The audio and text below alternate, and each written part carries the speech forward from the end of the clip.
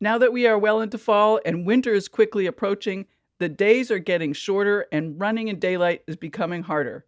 Oisel's premium reflective collection is designed with runner safety in mind. Both highly visible in the dark but subtle in the daytime, thanks to the tonal reflective print that only shines bright when reflecting the light. From tights, shorts, jackets, and tanks to accessories like hats and gloves, with Oisel's reflective collection, you can stay safe and stay seen. It is dark here in Cleveland where I've been running, so I just love Oisel's reflective collection. I'm a big fan of the firecracker tights. The bird pattern is so cute, and they look all over sparkly at night. To check out the firecracker tights and the rest of the reflective collection, go to oisel.com/collection/reflective, or even easier, click the banner link at the top of the Hear Her Sports website at hearhersports.com.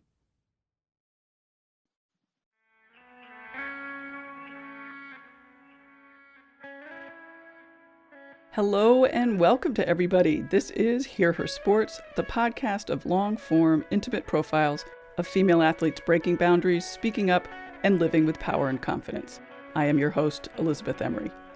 Today's guest is Olympian and ice hockey superstar Brianna Decker.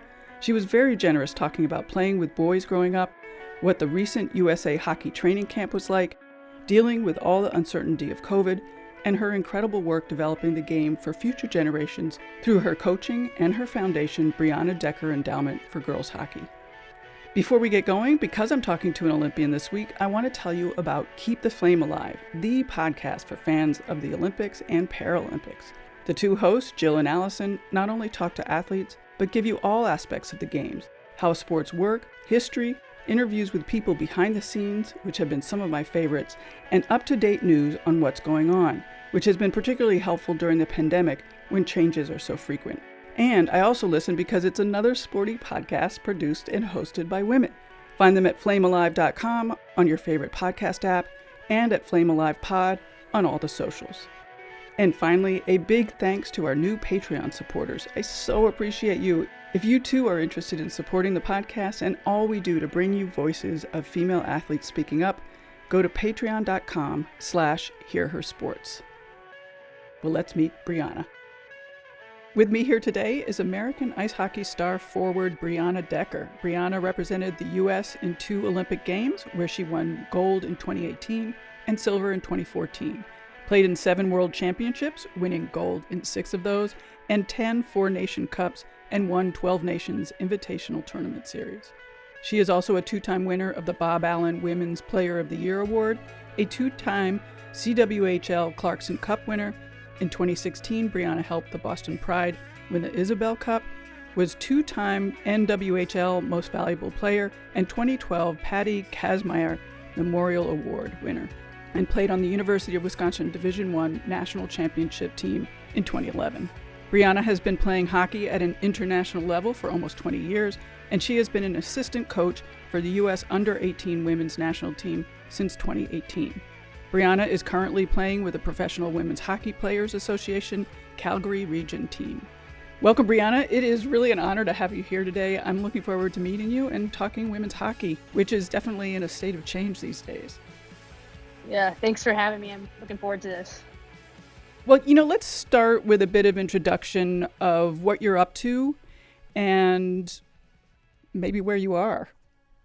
Yeah, so, when COVID hit back in March, I was up in Calgary. And so I was living up there and training up there, obviously planning on playing on their PWHPA team. But in October, we had a U.S. Women's National Team camp in Blaine, Minnesota. So I actually drove down from Calgary and participated in that camp, which was incredible for us to even pull off a camp, just considering the circumstances. But USA Hockey has an incredible medical staff and incredible staff in general. So we were able to pull a camp off. It was fun to be able to get back and compete with the U.S. team and the U.S. girls. And then, so since I came back to the States, I'm having difficulty getting back up to Calgary right now because of the borders and the border rules. So I'm currently back in Wisconsin at my parents' house and have been training near Madison, Wisconsin, which is about an hour drive. So I do that on a daily basis to go and skate with some guys, some old, actually ex-Badger guys that I used to play with when I was there. So yeah, so that's kind of been what I'm up to right now. It's been a busy household, but it's been fun to be back in Wisconsin.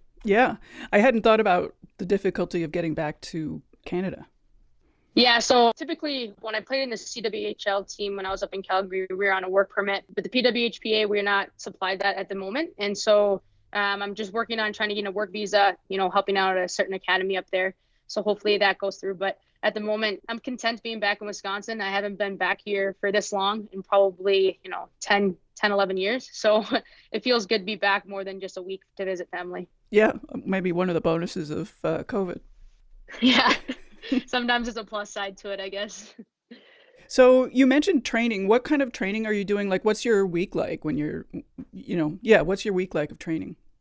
Yeah, so right now I'm currently, skating at least 3 to 4 times a week. And so I skate for about an hour and a half on those days. And then I'm working out, more so in the weight room, like lifting about 3 times a week as well.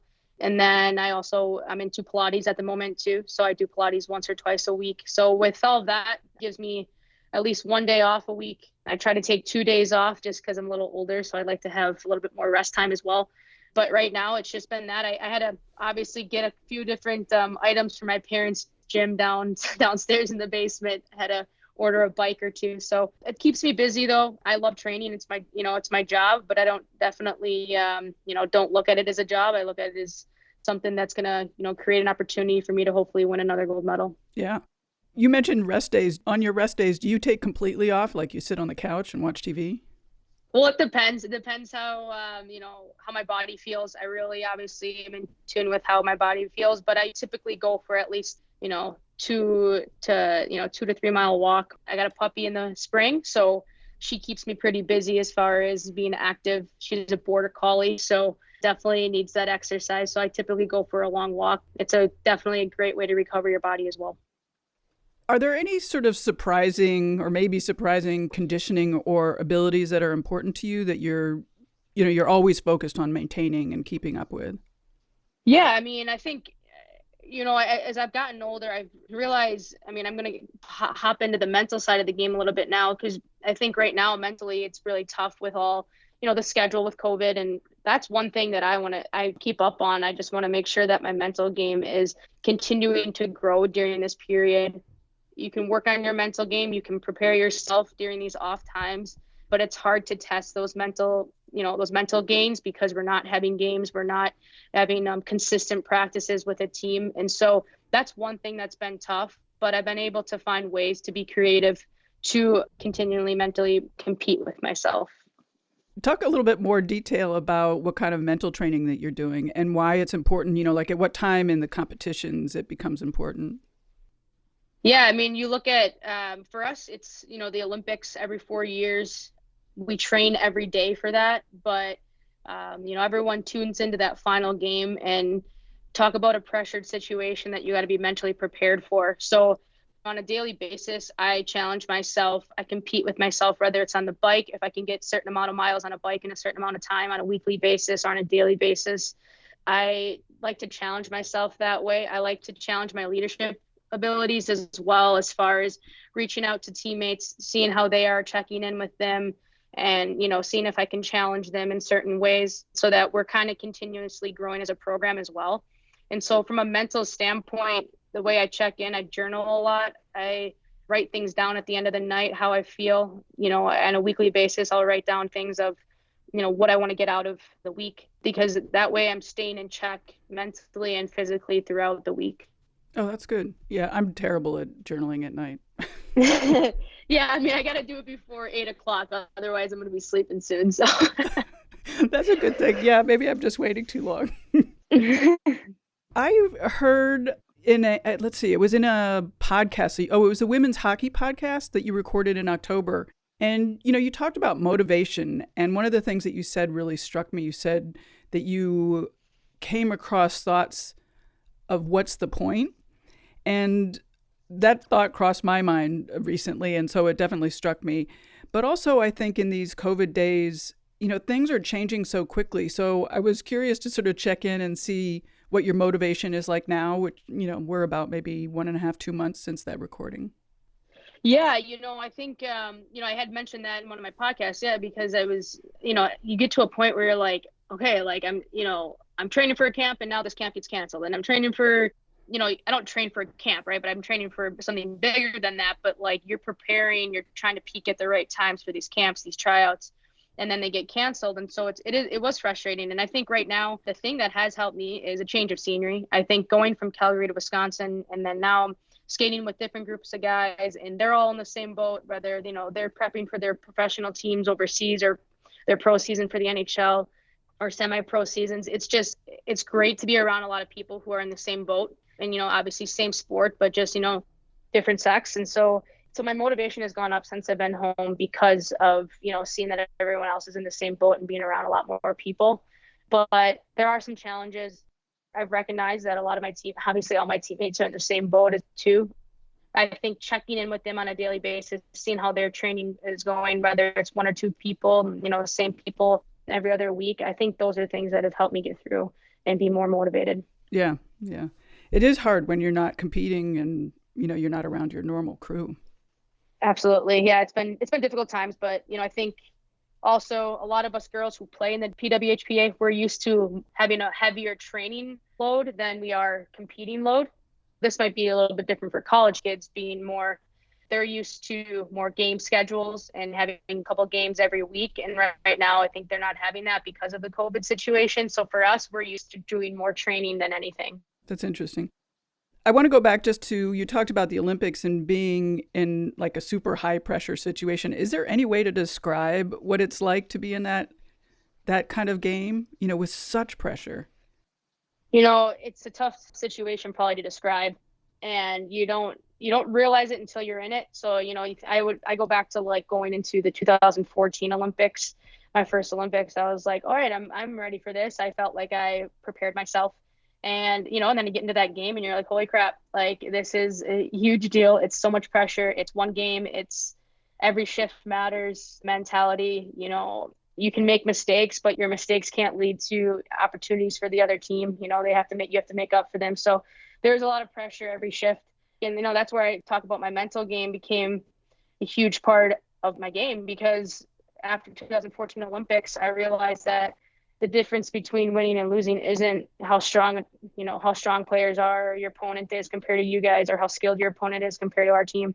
It's mentally how strong your team is. And it always comes down to the wire. It comes down to an overtime or a shootout. In 2018, it's like our team was mentally ready for that situation. In the 2014 Olympics, was there something that really surprised you about being at the Olympics that you were able to prepare for in 2018? I mean, and not necessarily just in the game or the hockey specific area, but I don't know, just all the hubbub and all, the village and all that stuff that sort of freaked you out a little bit. Yeah, I mean, I think when you're at the village and there's other events going on, there's you can walk around and get distracted really easily. And I think it's funny, in 2014 I did less of, I was so focused on hockey, so focused on our games, which I think is really important because that's what you're there for. But it's also, you got to find a sense of balance in taking time to yourself and taking your time to just relax on a day off. As far as thinking about hockey, it's like you need to put that aside, giving your body a rest, giving your body mentally and physically rest. And I think our team and the players on our team in 2018, we did a better balance of that, being able to balance, eliminating distractions, but also being able to take time and take in the Olympic experience as well. Sometimes you can maybe get too worked up focusing just on the hockey. Exactly. Yeah. Exactly. You mentioned that the USA team had a team camp in October. What are those camps like? And, like what happened? And you specifically talked about the COVID protocol. I'm interested in hearing about that too. Yeah. So, I mean, our COVID protocol was to a T. Everyone got tested before camp. We all flew in, got tested, and we're quarantined until tests were back.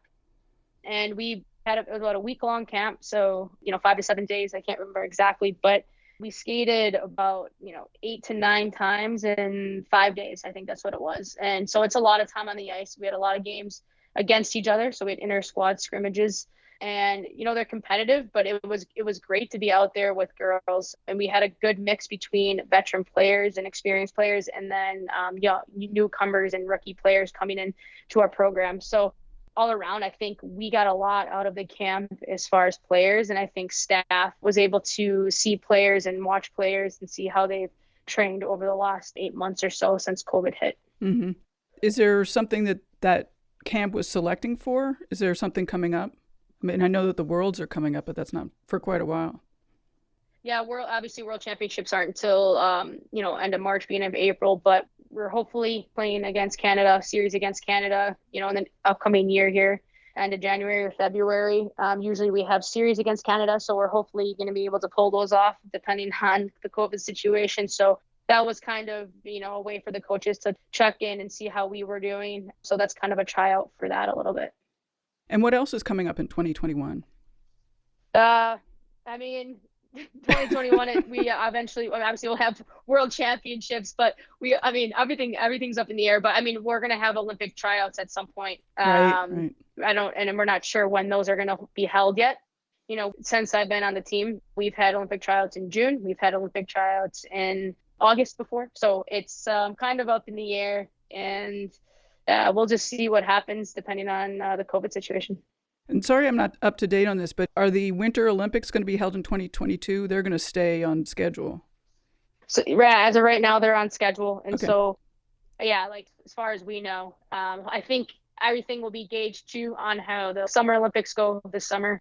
I think they're going to be prepared, more than enough prepared for the Winter Olympics. So, how are you with this sort of unknown?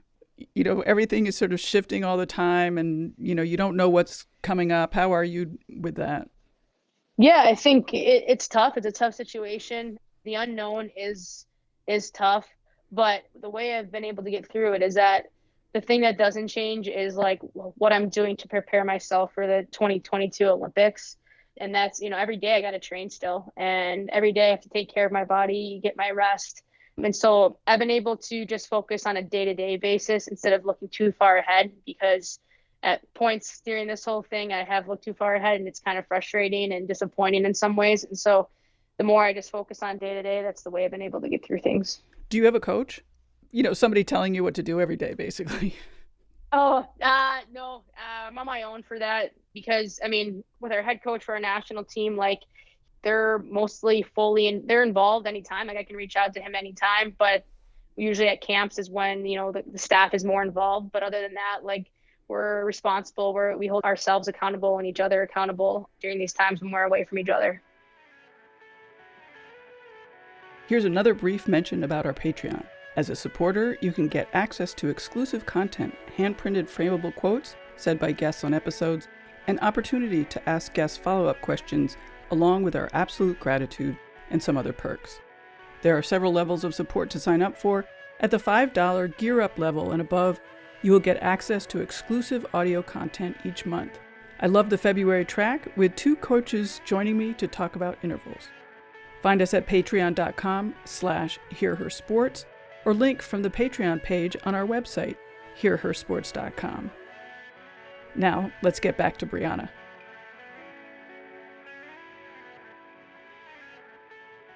How are you feeling about women's hockey these days? We're working at it. The biggest thing right now with our PWHPA is we're trying to get something sustainable, long-term league going that's going to be able to, be better for women in the future. And, I think, I'm not blaming COVID, but I think that hasn't been helpful. I think we are going to be continuing to make big gains for our league and being able to hopefully push for something that's going to be a lot bigger and better than anything that women's hockey has had. Could you remind us what the goals are of the league and sort of why it was initiated? Yeah, so we came up PWHPA because, like I just mentioned, we want something sustainable, long-term. I think we've always run into financial issues. Both leagues that I've been in, the NWHL and the CWHL, from a financial situation have struggled.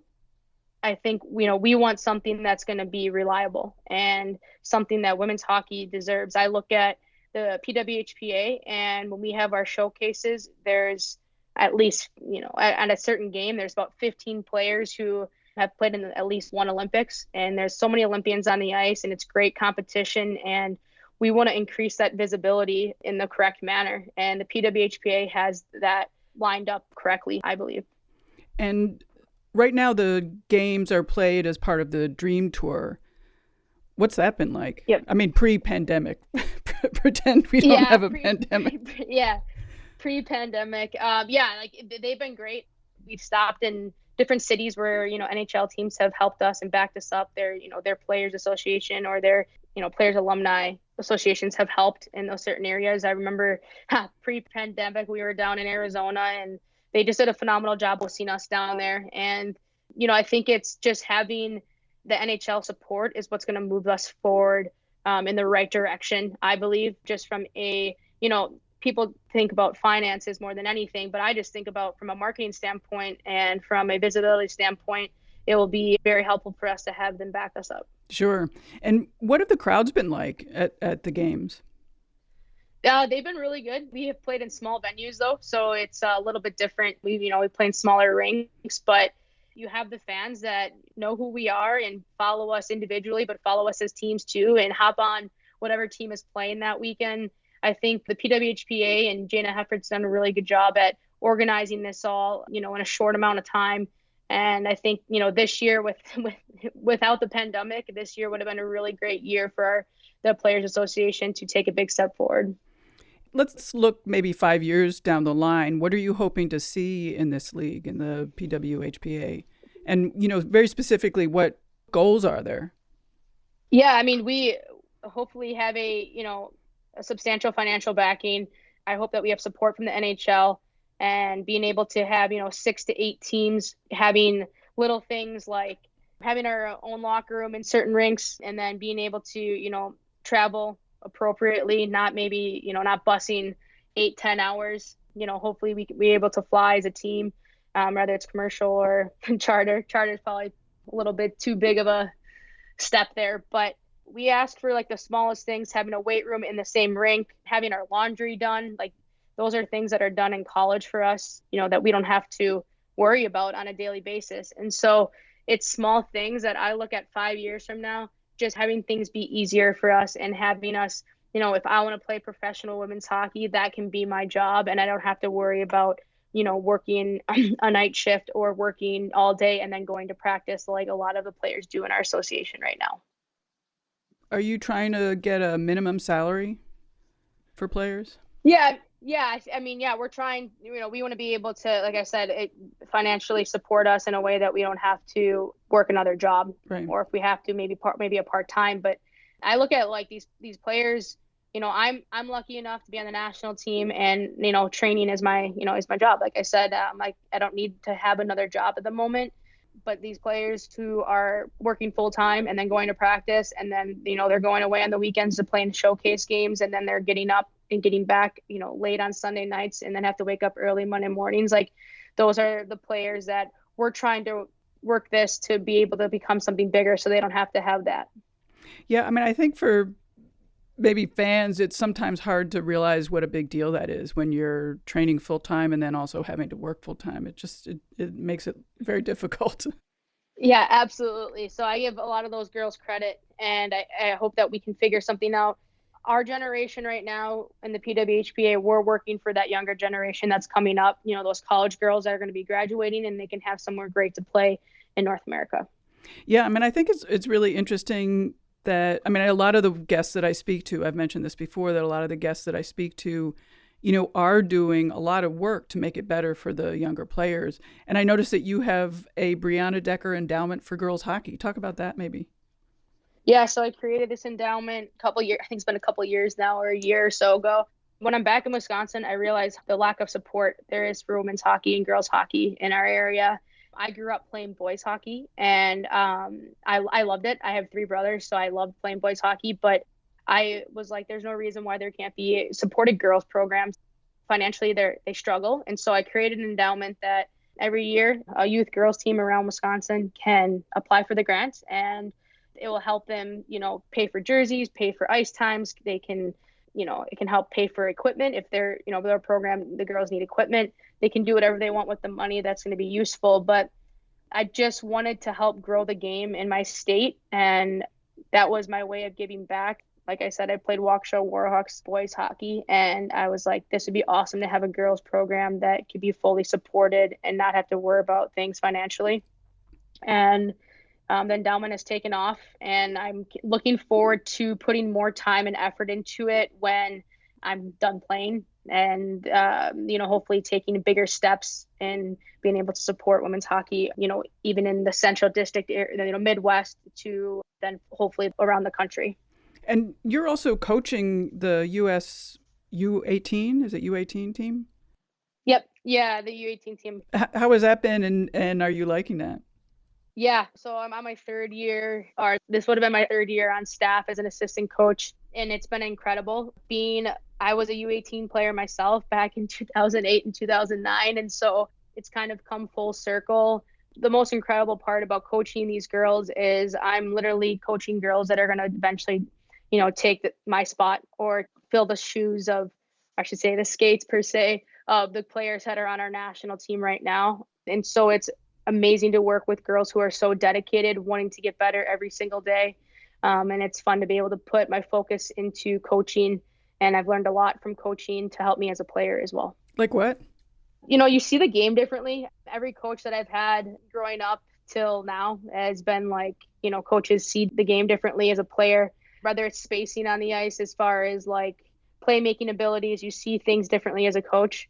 And so I recognize that when I'm coaching, I recognize those things, and I go out and play as a player, and I realize I know I have time and space in certain areas because I've watched the game a lot more and I've looked at the game differently. Cool. That's cool. Yeah. One of the things that I have trouble with is, being very thankful for the advancements in women's sports and in women's sports in general, but also in specific sports. But also balancing that with being frustrated by a lack of speed of further development. How do you balance that, and do you even notice that? What do you think about sort of the development of women's sports? Yeah, I mean, it's funny that you say you struggle with that, because it's a hard balance. I think we work every day and every year to try to create more visibility and more, push our sport further and grow our sport every single day. And we do a lot of outreach things. We go to different youth teams. We work with different organizations. Like when we're on our US team and we're going to play a game in Anaheim, we're doing a lot of outreach out to communities to, interact with girls and young boys. So I think because we put so much effort into it, and then it's frustrating that we can't see growth faster as far as getting more visibility. And, everything seems to always feel like a big deal. But the way I try to look at it that helps me with those frustrations is you look at the NHL, they started their league with the original 6 teams, and, they started from little too. And now look at where they are, and it took a long time, and maybe it advanced a lot quicker than what we're going through right now. But I have faith that we're eventually going to get there, and it's going to take off, and it's going to be incredible for the younger generation. Yeah, we sometimes forget how long the men's leagues have been going on when we're comparing ourselves to them. Yeah, and I think sometimes overnight, we want it to happen overnight, right? And I think that, but I don't blame us as well, because a few of us who've been around for, in the national team spotlight for 10 plus years, we see like the smallest growth. But the NHL having us be around at All-Star weekends, the last few years, I think those are like little steps that really help us and give us a lot more visibility, and the visibility that we deserve. Mm-hmm. Are you hopeful, when you talk to the younger generation, when you're traveling around doing these development camps, but also coaching the U18 team, like what kind of differences are you seeing in their attitudes?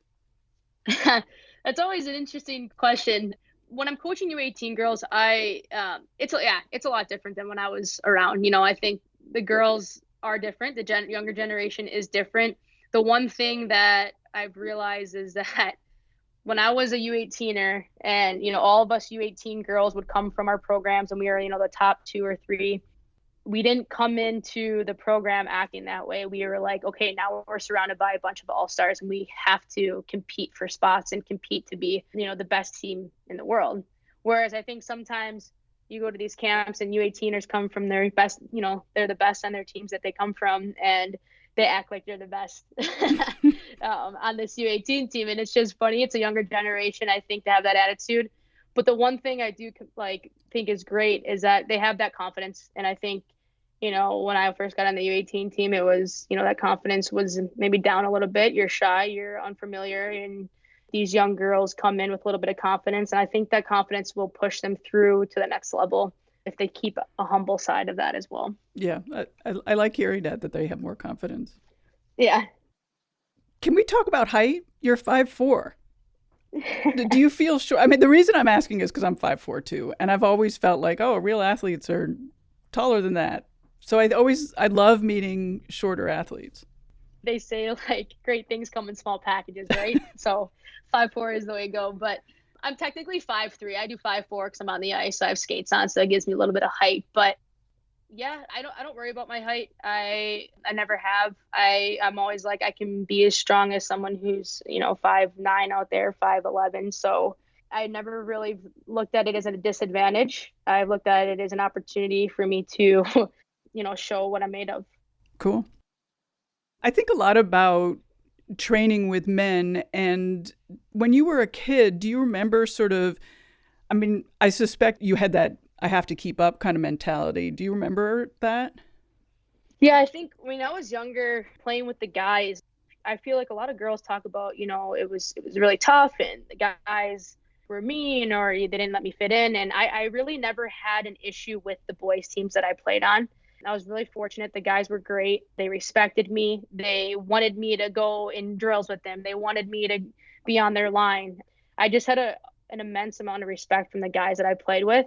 Now, playing against the guys, like the guys that I played against, weren't always the best, right? Like they could be rude and stuff like that or try to hit me and, all this stuff. But I had 16 other guys that I was playing with that had my back. And so I never felt I had to keep up with the guys that I was playing with.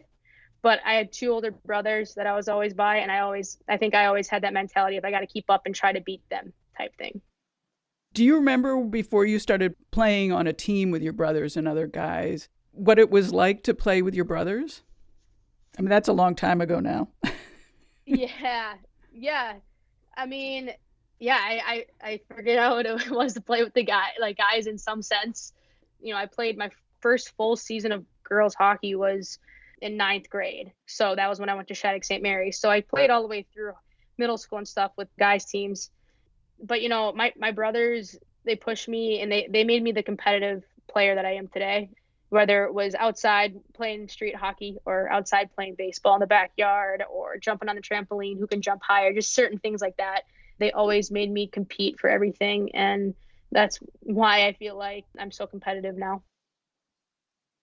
In my research, I found a video of you at a performance lab sort of nerding out on your hockey stick. I had no idea that there were decisions to be made in a stick.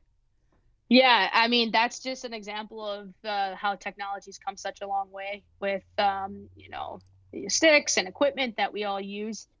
Yeah, there's different sticks that work for different players, and the way you shoot the puck, a lot of times sticks can be a little bit more helpful if you're using the correct stick, depending on, I think in that one, I probably talked about the kick point of the stick and rather, the stick flexes more at the bottom of the shaft or in the mid shaft, depending on what type of shooter you are. But yeah, there's a lot of details that go into it that people don't realize now, but we're fortunate, like CCM, working with them and being sponsored with them by them for the last 6 years or so. It's been amazing to be able to see how much technology has advanced to help me in my game.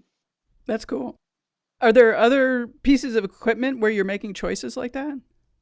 Skates for sure. Oh, yeah. There's different types of skates as far as like a 1-piece boot, 2-piece boot. I mean, it gets into different things like that. And most companies in like CCM makes 1-piece boots now, just because then you're getting the most out of your stride. You can feel the ice better. Do you have custom boots? Yeah, I do. Yeah. Custom skates. Yeah. And how are those made? Like, how do you make those? You go somewhere and get your foot molded? So yeah, it's kind of how it used to be, but no, they have a system where they scan your foot now. Wow. Of course, with like an advanced tablet system where they scan your foot in 360, and they're allowed to take that image and, basically put it in a computer that, makes the boot for you. Wow, that's incredible. Are they comfortable? I mean, I remember that with playing hockey that I don't Yeah, remember being they're particularly comfortable. yeah, so like skates used to be really uncomfortable as far as like it would take you about 6 times to break your skates in, like 6 times on the ice, 6 hour sessions. And now I can put a new skate on and be good to go in like 2 sessions. So the way they're molded, the way they fit your foot, it's just a lot, that transition is really easy to get a new pair. Like what level skaters are getting that kind of treatment? I mean, I'm assuming it's not youth hockey. Yeah, no, not youth hockey, but professional. And I'm pretty sure college players have that ability as well. Cool.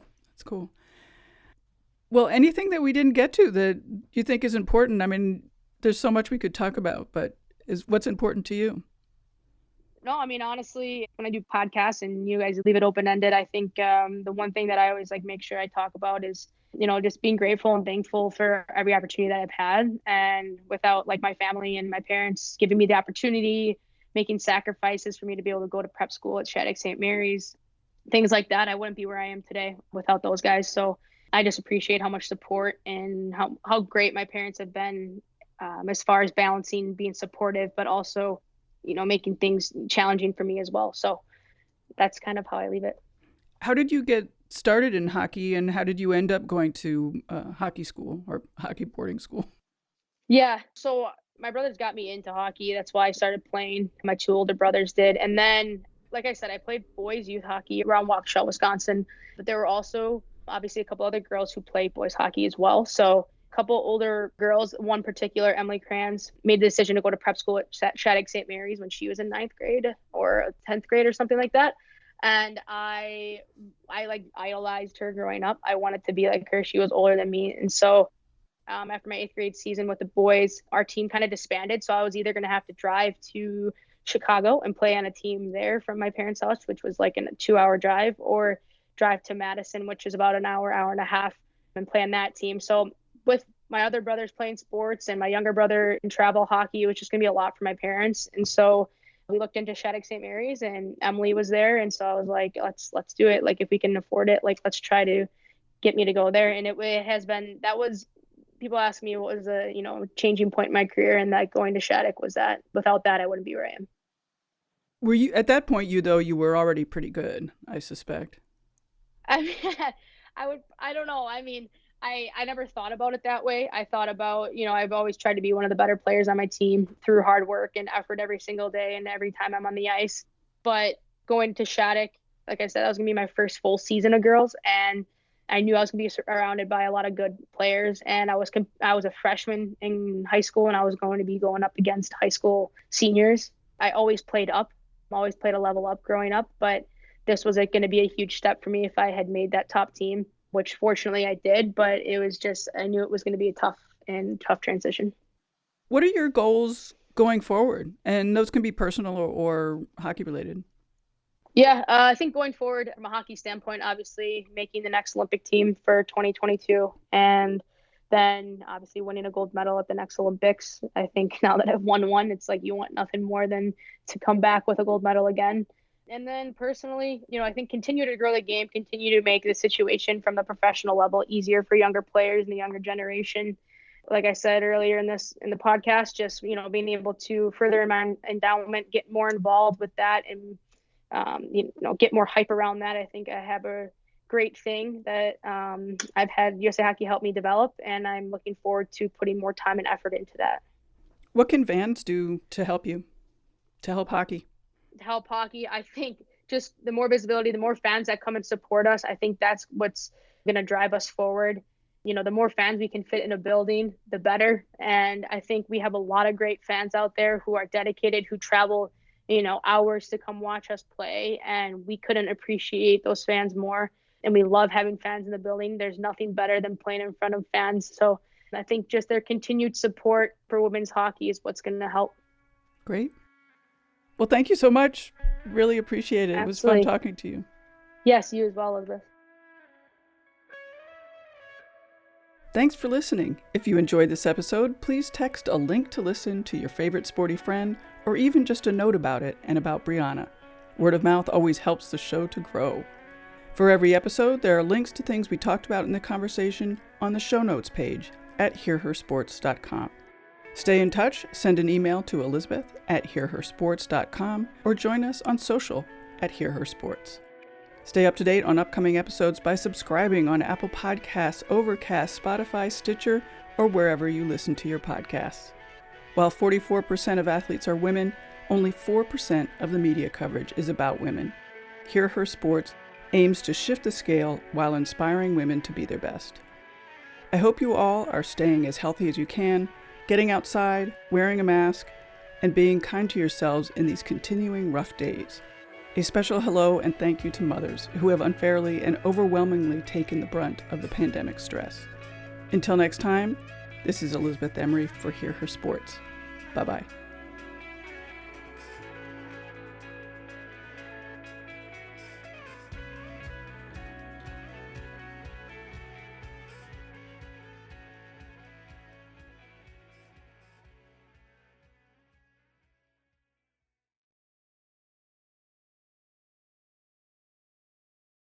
I long for the day that the dream tour comes to Cleveland, Ohio, or somewhere close. Awesome.